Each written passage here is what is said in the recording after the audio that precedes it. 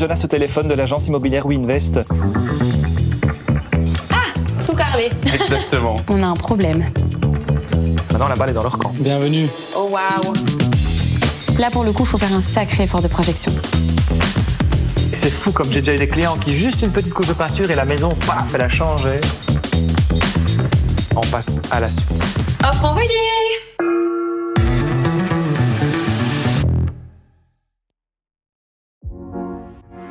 Moi, c'est Léa, je travaille en marketing depuis 3 ans chez WeInvest. Et si d'habitude je suis derrière les caméras, cette fois-ci je passe de l'autre côté parce que dans ma vie privée, j'ai un projet d'achat immobilier. Et je pense que ce serait une bonne idée de vous emmener avec moi. Bon, merci d'être venu. Comme je t'ai expliqué, l'idée aujourd'hui, c'est un peu qu'on discute de mon projet d'achat. Ouais. Parce que j'aimerais bien acheter, mais avant de trouver la pépite, j'aimerais bien savoir ce que je cherche, D'accord. forcément. L'idée de cette série, c'est vraiment de vous emmener avec moi dans les backstage d'un achat, d'avoir toutes les questions que je me suis posées, les tips peut-être que je vais recevoir, parce que j'ai quand même la chance d'être bien entourée en travaillant chez WeInvest, donc je vais évidemment faire appel aux professionnels qui m'entourent.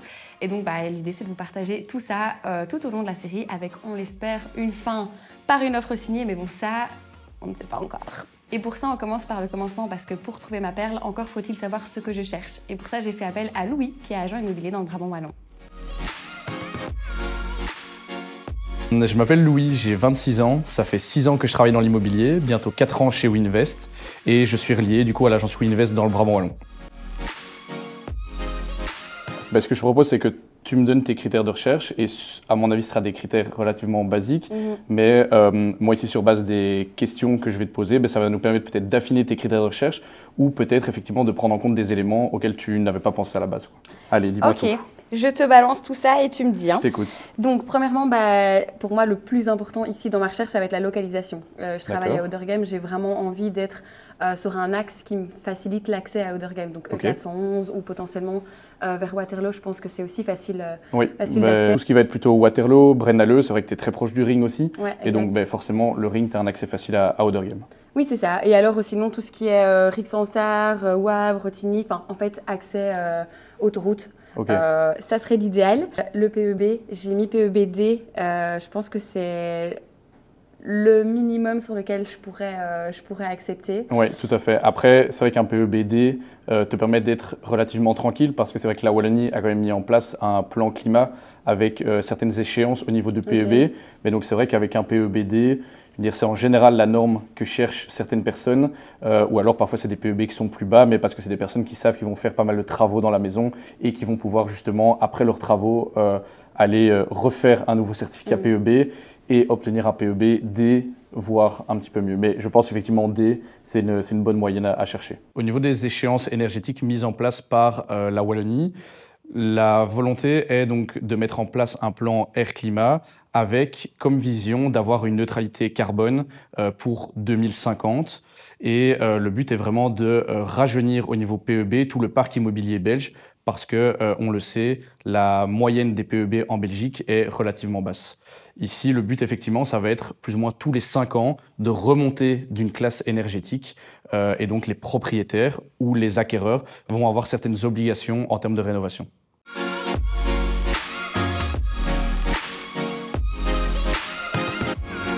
Donc voilà, je sais pas, dis-moi ce que tu en penses, est-ce que ça te semble cohérent? Oui, alors ici, ce qui va surtout être important, après j'entends que toi du coup c'est plutôt pour un achat personnel. C'est vrai que de manière générale, ce qui est très important d'abord de définir, c'est est-ce qu'on achète pour soi personnellement ou est-ce qu'on achète dans le but d'un investissement? On ne cherche pas de la même manière quand on cherche pour soi ou pour faire un investissement immobilier. Forcément, quand on cherche pour un investissement immobilier, on va chercher peut-être de manière plus factuelle. On va voir plutôt tout ce qui est chiffres, rentabilité, rendement. Peut-être moins le coup de cœur au niveau esthétique du bien, alors que forcément, lorsqu'on fait une recherche immobilière pour soi, pour y vivre, on a besoin de s'imprégner de tout ce qui va être l'environnement et vraiment avoir ce coup de cœur pour le bien pour lequel on est prêt à faire une offre. Et donc, au niveau de ce que tu me disais pour les travaux, tu disais que quelques travaux d'esthétique, tu n'étais pas fermé, pas des travaux structurels.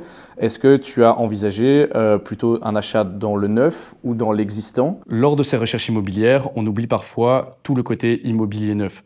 On a une certaine tranquillité d'esprit parce que forcément, tout est neuf, il n'y a pas de travaux à prévoir et on est aussi au niveau des dernières normes énergétiques et on sait que c'est quand même quelque chose qui est essentiel actuellement. J'aimerais le neuf. Le truc, c'est les frais qui s'accompagnent d'un achat neuf.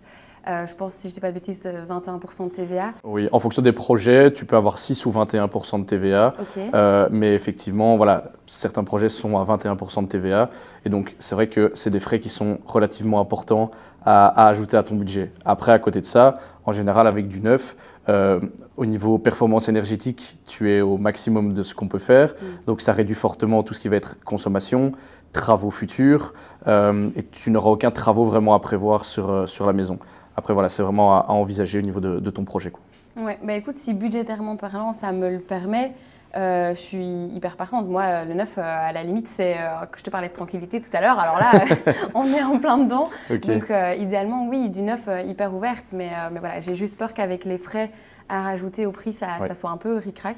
Si tu as des choses à me proposer, honnêtement, avec plaisir. Ça, on verra. C'est vrai que peut-être certains projets qui peuvent t'offrir 6% de TVA, mais voilà, on explorera vraiment toutes les pistes au niveau de ta recherche. Les choses à prendre en compte lorsqu'on fait un achat dans l'immobilier neuf, c'est tout le côté plutôt projection. Forcément, parfois on achète sur plan, il faut réussir à se projeter. Et donc au niveau des délais, c'est parfois un petit peu plus long aussi. Ce qu'il faut prendre également en compte, c'est tout le côté taxation, qui n'est pas la même que dans l'immobilier existant. Dans l'immobilier neuf, la taxation est de 6 ou 21% de TVA. 6% de TVA plutôt que 21%, pourquoi ? Alors c'est une loi qui existe pour tout ce qui va être plutôt démolition, reconstruction au niveau du neuf. Après, ce qui est très intéressant aussi, c'est que depuis le 1er janvier en Wallonie, on a la possibilité d'acquérir un bien pour 3% de droits d'enregistrement. C'est vrai qu'avant le 1er janvier, on était à 12,5%. Tu fais la différence entre les 12,5% et les 3%, ça représente quand même un budget relativement différent. Donc voilà, si tu réponds à toutes les conditions, que tu l'achètes pour y vivre, que c'est ton habitation propre et unique, que tu te domicilies dans le bien, que tu y restes un certain nombre d'années, c'est vrai que tu peux bénéficier de ces 3% de droits d'enregistrement. Donc voilà, soit ça te permet d'aller chercher un bien un petit peu plus haut au niveau du budget, ou alors peut-être justement de te garder une petite enveloppe travaux si jamais tu souhaites faire quelques rénovations dans le bien que tu auras trouvé. Ouais, bah écoute, je me suis renseignée, je pense que je suis éligible, enfin a priori habitation propre et unique, donc je pense que c'est aussi ça qui fait peser la balance parce que forcément ça me permet peut-être d'aller toucher un budget un peu supplémentaire ou comme tu dis une enveloppe travaux, donc ça joue aussi dans le neuf VS existant, mais encore une fois, si en plus tu me dis qu'il y a des biens à 6% dans le neuf, ça pourrait aussi, parce que du coup là il n'y a plus que quelques pourcentages de différence en termes de frais, donc ça devient un peu plus intéressant clairement. Un bien n'est plus considéré comme neuf à partir du moment où on dépasse le 31 décembre de la deuxième année qui suit la première occupation. Après ce délai-là, on revient à une taxation classique de l'immobilier existant, à savoir 12,5% ou 3% en Wallonie.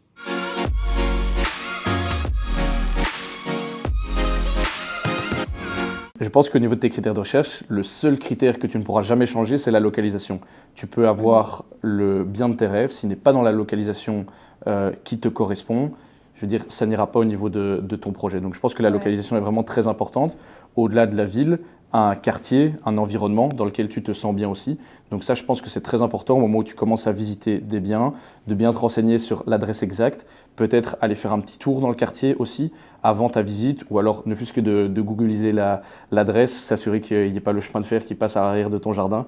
Je pense que c'est des choses qui sont assez importantes. Je vous conseille également de visiter à différents moments de la journée, la semaine ou le week-end, afin de vraiment vous imprégner de l'ambiance et de l'environnement du quartier.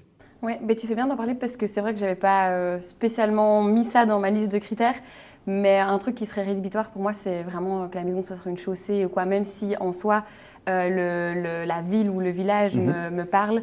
Le bruit de la route et ce genre de choses, je pense que c'est quelque chose qui à terme me pèserait un peu. Donc typiquement, oui, un quartier résidentiel, c'est vraiment l'idéal, mais bon, on verra bien ce qui se présente évidemment. Mais voilà. On entend souvent la phrase en immobilier, localisation, localisation, localisation. C'est clair que la localisation d'un bien, c'est le seul critère qu'on ne pourra jamais changer. On peut avoir la maison de ses rêves, si elle n'est pas dans la localisation qui vous correspond ou dans le bon quartier, on ne fera jamais offre pour ce type de bien. Bon, ici on parle de tous tes critères de recherche, mais forcément tout ça, ça a un prix. Est-ce que tu t'es déjà renseigné sur le budget que tu pouvais obtenir, ta capacité d'emprunt ? au niveau d'une banque ou d'un courtier. Lorsqu'on débute ses recherches pour un bien immobilier, ce qui va être essentiel d'abord, c'est de définir sa capacité d'emprunt. Aller voir un courtier ou aller voir une banque afin de savoir exactement vers quel type de bien on peut se diriger. Ça permet d'éviter des frustrations, de peut-être visiter un bien pour lequel on a un énorme coup de cœur. Dans un second temps, aller voir la banque et se rendre compte que ce bien ne rentre pas dans ce qu'on peut se permettre d'acheter. Je me suis renseignée, oui, mais en ligne. Il y a pas mal de simulateurs en fait, et donc j'ai fait plusieurs simulateurs de plusieurs banques. Donc voilà, je pense avoir un budget aux alentours des 400 000 €, mais je me doute qu'il va falloir à un moment donné que j'aille un peu sur place, en présentiel. Alors je pense que avant toute visite, ce qui est essentiel, c'est de définir ton budget. Parce que tu peux visiter le bien de tes rêves, s'il ne rentre pas dans ton budget, ça risque juste de te frustrer. Donc moi, ce que je te conseille, dès que tu sors d'ici, c'est effectivement prendre rendez-vous soit avec une banque, soit avec un courtier pour définir avec eux ton budget et savoir exactement ce pourquoi tu peux emprunter et ce vers quoi tu peux te diriger. Faire une visite pour un bien immobilier sans connaître sa capacité d'emprunt, c'est un petit peu comme aller faire du shopping ou aller faire ses courses sans savoir ce qu'on a sur sa carte de banque. Je pensais de base aller à la banque, mais tu me parles banque, courtier, c'est quoi en fait la différence entre les deux? Alors un banquier, forcément, il travaille pour sa banque, pour son institution, donc il va pouvoir te proposer uniquement les produits que lui commercialise en termes de prêts hypothécaires, d'assurance et tout ce qui est lié à ton achat immobilier, alors qu'à l'inverse, un courtier, lui, va en général travailler avec plusieurs institutions. Donc en fonction de ton profil à toi, il va pouvoir te diriger vers la banque ou l'institution qui te propose la solution la plus adaptée à ta situation. Tu peux challenger les deux, tu peux aller voir un courtier, tu peux aller voir ta banque, parce que parfois c'est vrai que quand tu es client historique dans une banque ou peut-être de famille, ils peuvent t'avoir un meilleur taux. Mais moi, à ta place, j'irai effectivement voir un courtier et voir une banque. Ok, super. Bah écoute, très clair. Il n'y a plus qu'à du coup. Il n'y a plus qu'à. Merci Louis. Louis a soulevé plein de points super intéressants pour déterminer ses critères de recherche, bien plus approfondis que les mètres carrés, le nombre de chambres, la localisation. Et donc, sur base de tous ces bons conseils, on a nous aussi créé une checklist que vous pouvez télécharger via le lien en description pour bien déterminer vos critères de recherche, vous aussi.